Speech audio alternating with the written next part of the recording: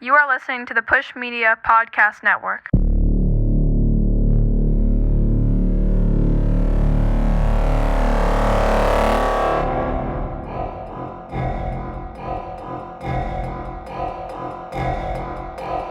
This is good shit. I laced it with blood.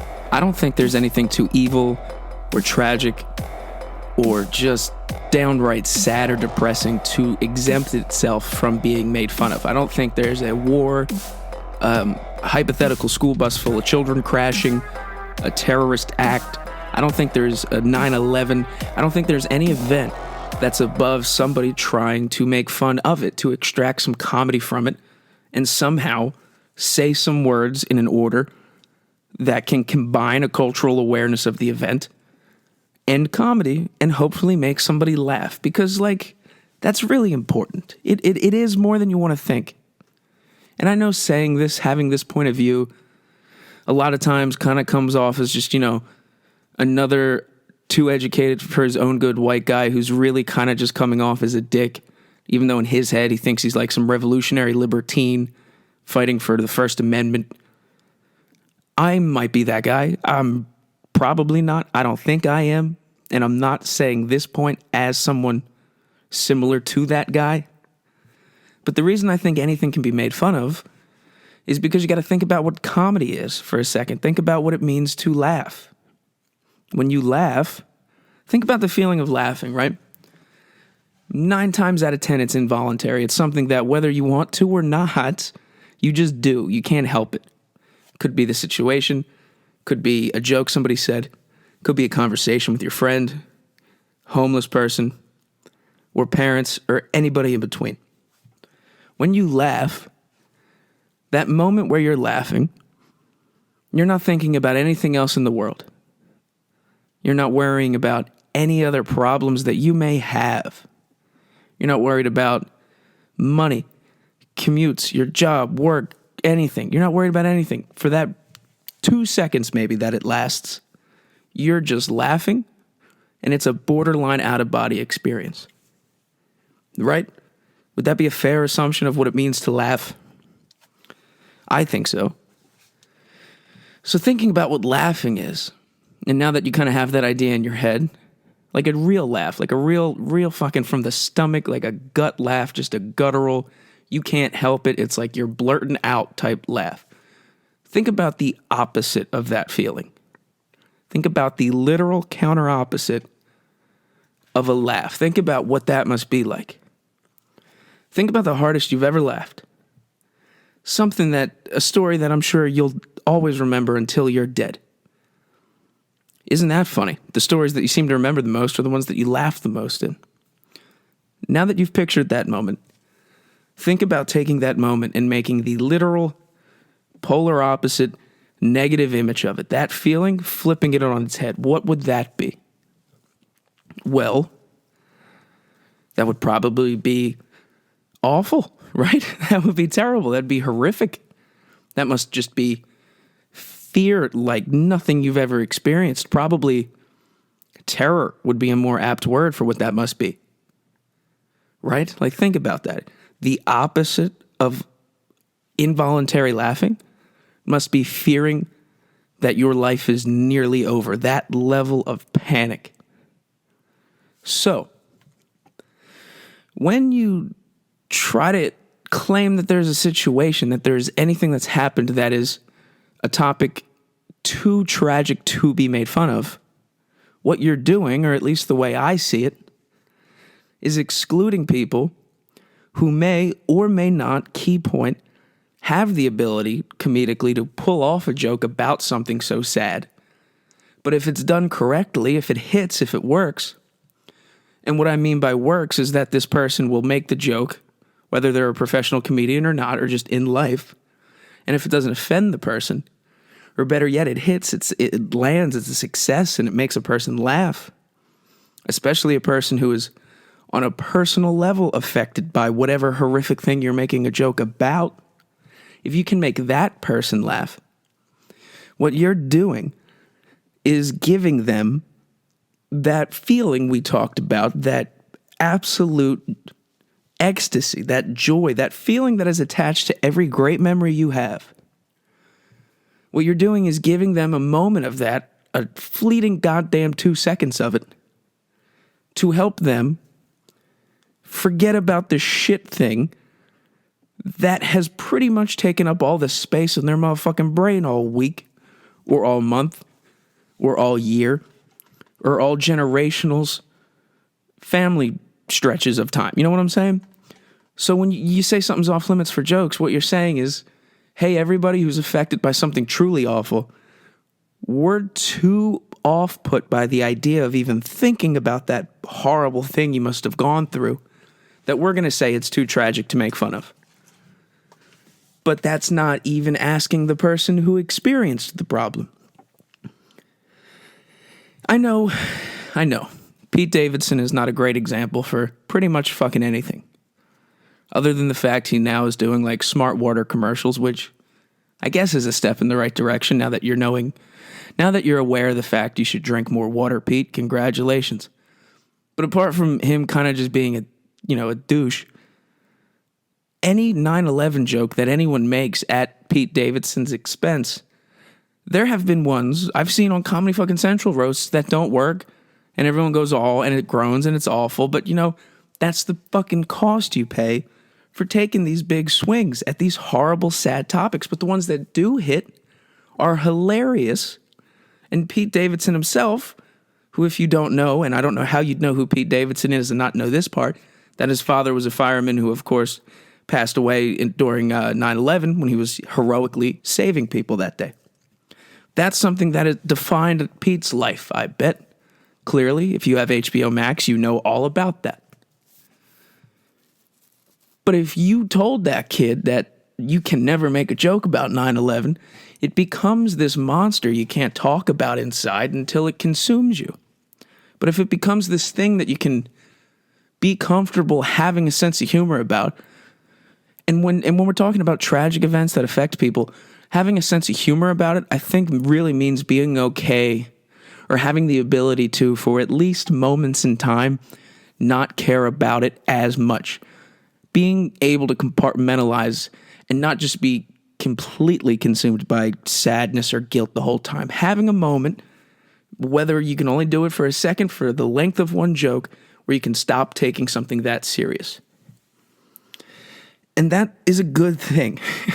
And I know it's kind of complicated, it's kind of emotionally messy, but anything worth talking about is, right? You know what the fuck I'm saying? So I say all that. I say that anything is up for debate when it comes to can it be made fun of? Because I think that. Now, the harder the topic, the more sad, the more tragic, the more genuinely terrifying, the harder it is to make a joke. Obviously, that seems fair. That's just the rule of thumb when it comes to this. If you're going to try and make jokes about what's happening in Afghanistan right now, and if you listen to any podcast, and of course most of them are, for the most part, pretty much white guys giving opinions on things unsolicited, they might think they're funny. They might have a few legitimately pithy remarks that are clever. But what's happening in Afghanistan is truly, truly horrific and tragic, bordering on genocide. And when I say bordering, by the time you're listening to this podcast, probably will be officially. It's not something to be made fun of. And I'm not trying to do a Bill Cosby thing where I'm telling people in the field of entertainment what morals to have and how to exercise them, because clearly when someone does that, they have a lot of skeletons to hide. I think Dr. Cosby speaks for himself on that one. But the reason I don't think this is funny and this shouldn't be made fun of, but people are still doing it anyway, is because people are hitting a point in the news cycle where we're just repeating ourselves. We're just rehashing. Everyone has become so desensitized, and I know that's a point that has been hammered into the goddamn proverbial counter by everybody and their mother. But we still have. what's happening in Afghanistan is the fact that children are being decapitated. You heard that right. It's not something we can tune in for every 45 minutes on CNN and see what talking head thinks what about this, and should we have left earlier or should we have waited a week? This isn't some shit that is just, did you hear about what happened with that attack? These are real people who are alive, hopefully, for the next 15 fucking minutes. And no one really seems to care. And what's worse is the angle for all the people in our media, in our mainstream, whatever you want to call it, the comedic take, at least, on this, seems to be the fact that, isn't it funny, we're all just not really going to care after a while it's still happening, while it's still going on, while facts and videos are still coming out by the motherfucking hour, what's happening there. And yet the immediate popular mainstream joke stance to take is, isn't it funny how Americans are going to forget in 24 hours? Meanwhile, it's going on. And how do you think Americans learn to forget about shit so quickly? Well, maybe it's because something happens and your literal very first take is, well, everyone's going to forget about that soon. What do you think everyone's going to do soon? Probably fucking forget about it. And I know everyone's kind of checked out with politics. I know everyone's kind of done. I know everyone, for the most part, they voted for Joe. He got in office. Now he's chilling. And now politics isn't really that fun. It's not scandalous anymore. There's nothing like, ooh, look, can you believe what the president tweeted today anymore? That period's over, for better or worse. That's also still wrong. You know why? Because the guy who's president, whether he knows it or not, is responsible in no small part for the decapitation of children, for Americans who are in Afghanistan doing charity work, being stranded and abandoned by their own government, by an administration, I'm sure the ones who are over there doing charity, at least, probably fucking voted for. Am I generalizing on that? Probably. I'm sure there's a few conservatives who went over to Afghanistan to do charity work in women's shelter. I'm sure there's a few charities in Afghanistan that are propped up by the CIA simply for intelligence gathering. But the fact of the matter is there are people who are American citizens, not even fucking spies, in that country, in that part of the world, being abandoned, being literally left to slaughter. Like a sheep, like a goat in the Middle East. And there has not been one ghost who has lived a life in the Middle East of happiness and died of old age. Any goat that has been in the Middle East has meant an untimely and probably sexually violent demise. And Joe Biden is to blame for abandoning these people, for treating them literally like goats. The reason he's to blame is quite simple. Not that long ago, while Biden was running for office, he said he was going to withdraw from Afghanistan. Which, cool, good thing. Maybe we don't need to be there anymore. But the fact is, once you're there and you are a fixture of the ecosystem of that community, once you're one of the spinning plates, the second you disrupt one of those spinning plates, we know what happens to the rest of the spinning plates. So, Joe Biden gets into office whether he knows it or not. One of his promises was to withdraw from Afghanistan. All right, fine, cool, whatever. Whether that's right or wrong, sure, we all knew it. He goes on to say that September 5th will be the last day that the U.S. military forces occupy Afghanistan. So, I ask you, person listening, to check today's date. What's today's date? Is it September 5th? Is it September de Cinco? No? You check? Do you check your Palm Pilot? Check your watch? All right, good. Everybody check. It's fucking not September 5th. It's not. It's August. It's goddamn August 22nd. It's at least 3 weeks before that. And if you're the Taliban and you're told, hey, this day, all these guys are going to leave, don't you think you're going to start rounding up all the people you don't want to leave that fucking second? So now everyone who was there, who was in Afghanistan, who thought they had another fucking month to figure out how to get out of the country, to make arrangements, all of a sudden, seemingly for no reason really, we just got trigger happy and, pulled the trigger a little too early. And now with each passing fucking hour, it is getting more and more horrific and violent and just evil, just downright evil in a real sense, in a real tangible fucking molecular sense. And then your options are CNN, who talk about it like it's 2002 again, probably still using some of the same footage, or they're using new footage where they congratulate members of the Taliban for wearing masks, who probably aren't even wearing masks, and the CNN people are just mistaking their hijabs for masks. Or you could watch Fox News, and all those people will explain how the timeline in which we left was incorrect, and how if we would have left on this day versus that, just debating minutia, as if like there aren't people's heads rolling off of fucking sandcastles. Or you could, listen to Donald Trump talk about it. And Donald Trump, all he's on right now is just a fucking national tour advocating for vaccines for some reason. Talk about a fucking hot potato. And all this started, in case you were unaware, with Obama. Obama was the first president to reverse course after Bush and say that we should get all of the people out of the country of Afghanistan.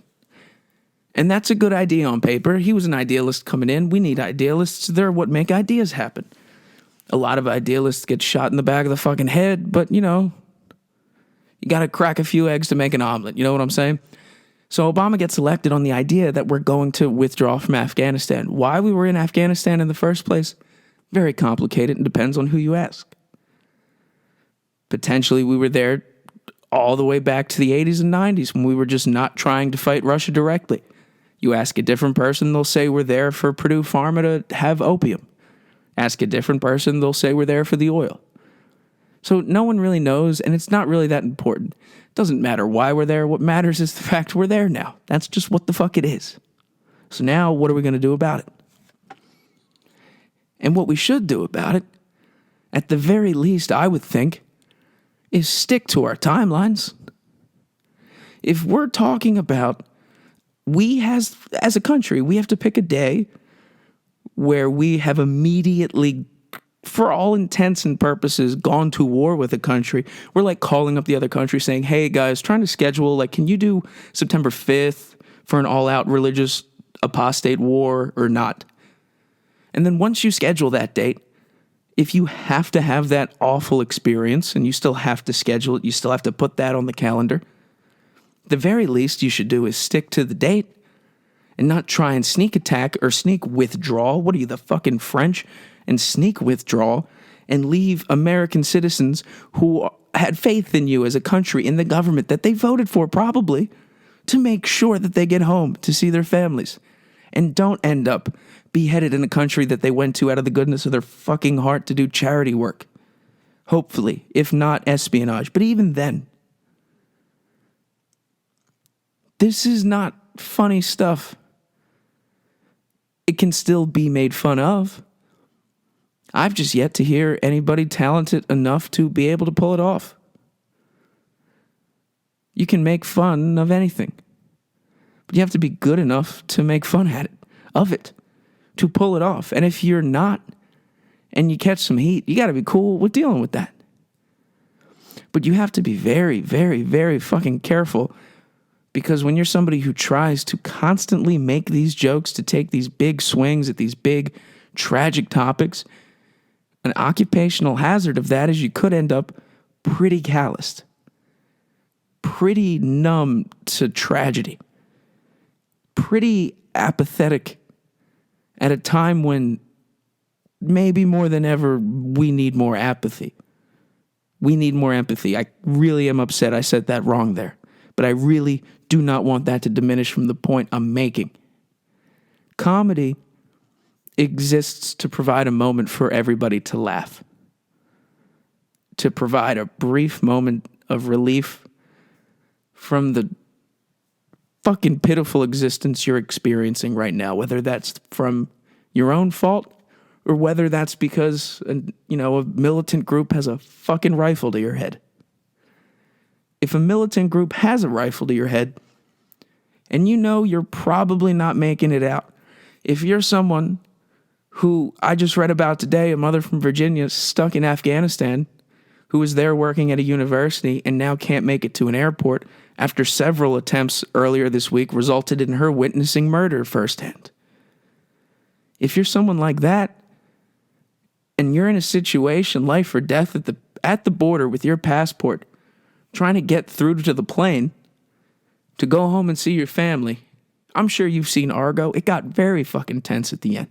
If you're in that situation and you're worried and it's your turn and you step up and the official asks to see your passport and you hand it over, and this is the moment you basically find out if you're picked to be a lamb for slaughter or you get to go on the plane and see your kids again. And in that moment, if the official were to crack a joke about fucking Virginia or fucking VCU or Shaka Smart or something rather than she's American killer, that joke would be a joke you would never forget for the rest of your fucking life. That would be a laugh that would just rejuvenate your soul. It really would. You often hear a lot of times that gallows humor is out of style, and it is. But it's because it's overused. You can't become numb to tragedy, but you can't become too sensitive to it either. And that's very difficult. It's a very fine line. Because if you become numb to tragedy, you take that to an extreme, you're someone who could maybe end up shooting up a movie theater one day. But if you're somebody who becomes too sensitive to tragedy, any injustice in the world that you experience or hear about could ruin your life almost. You could be so overcome with sadness, guilt, and grief that you don't get anything done and it affects your mental health. That's where jokes come in. That's where you have a moment where you could hear a line, hear a thing, see a situation that for a brief second takes your mind off of it. So make your jokes. Try and make your jokes about what's happening in the world right now. Because the world needs some fucking comedy. But the world also needs some empathy. And I think we got to do a better job at finding a happy fucking medium. Yeah, it's weird that the news is starting to repeat itself and COVID's coming back and schools are going to close probably again and now the Taliban's back. But don't let that become almost amusing in and of itself to you. Don't become so detached where everything becomes so surreal and you almost just feel like you're watching this play rather than participating in it, because I can assure you very much we're all participating in it. That mother stuck in the airport in Kabul, she doesn't think this is a play. So speak up, say something, do something. Hold the people you vote for accountable. And most people don't vote. So if you didn't vote, figure out another way to do it, because who gives a fuck who's president? Who gives a fuck about who's voting? But you should give a fuck about people being alive, about children being executed.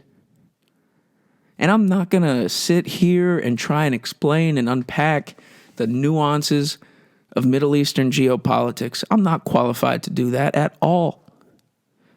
There are far more people, more qualified, albeit probably still not enough, to do that, to speak on this topic.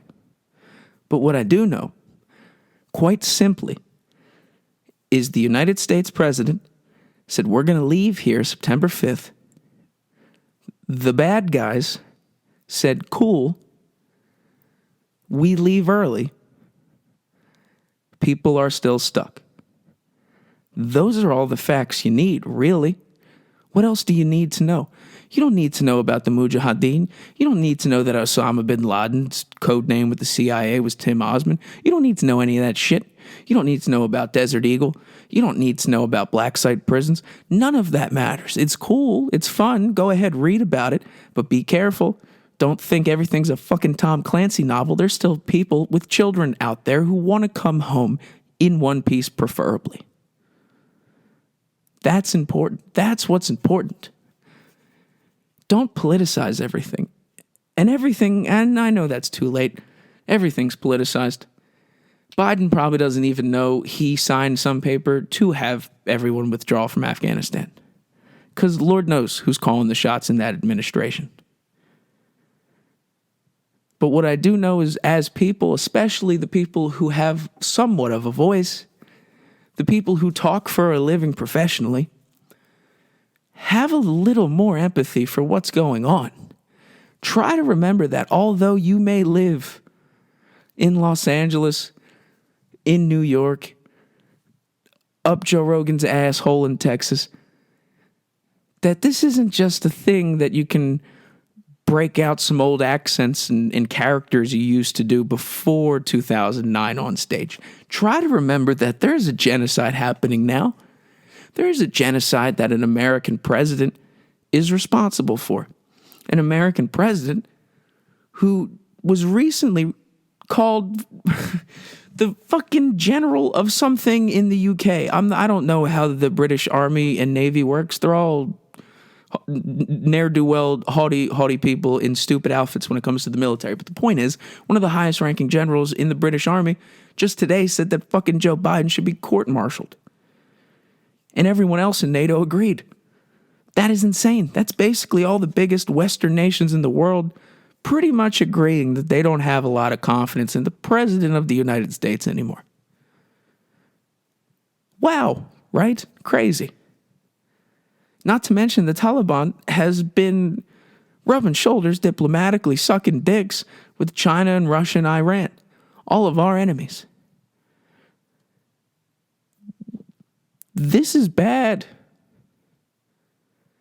It's not too bad where you can't try to find something in this situation to... Comedy might not even be the right word here, but it's a lot of times good comedy or like satire or something that is objectively like, wow, bravo, you pulled it off, is highlighting something that is currently wrong with the situation.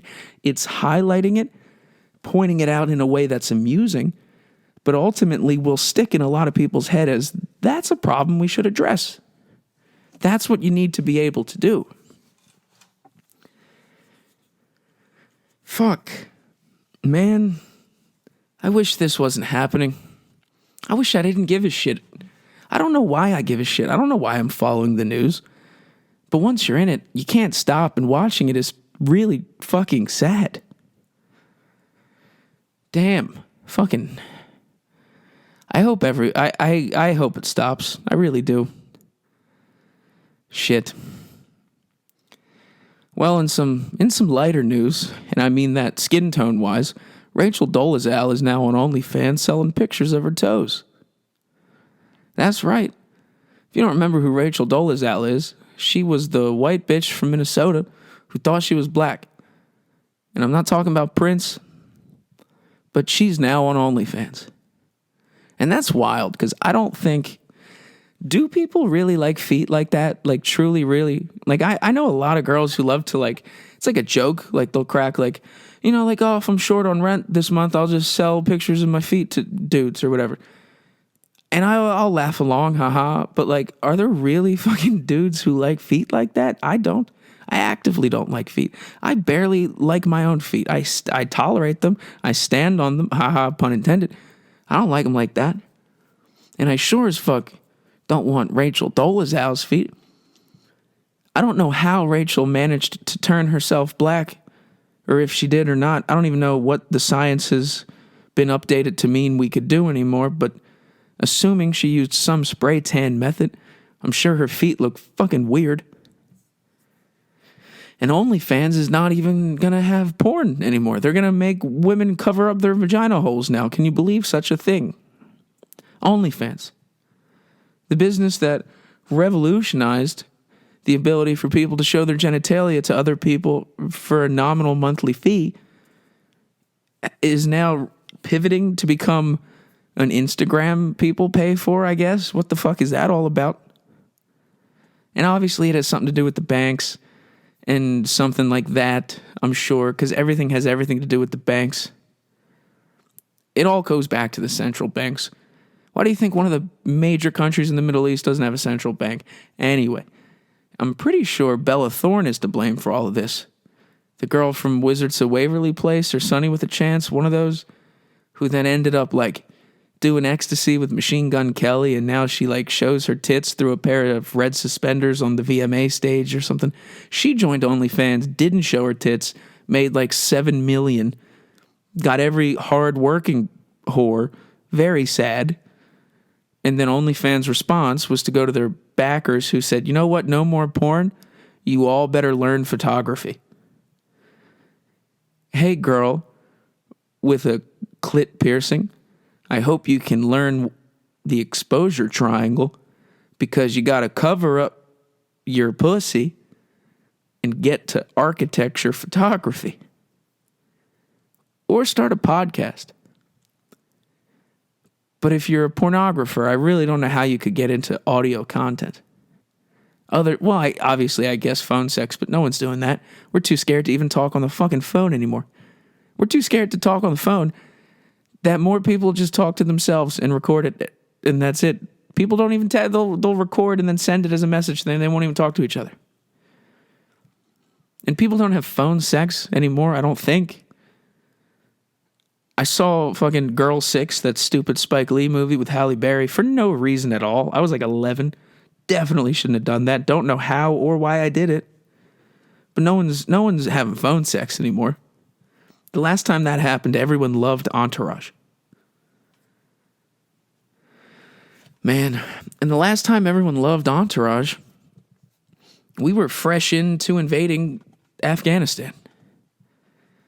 And what's funny is now we're leaving Afghanistan and it's just as violent. But what's funnier still is the fact it didn't have to be. What's fucking tragic and not funny is people are being deserted by their own country, and we're reading stories about it every day. It's on our news. We're consuming it, being numb to it, and moving on. Rather than writing to our congressman, calling somebody, organizing outside City Hall with a fence or whatever the fuck it is you're supposed to do in times like this. Rather than doing anything like that, you're buying pictures of fucking Rachel Dolezal's toes. Rachel, if you got nice toes, put them away, bitch. There's work to do.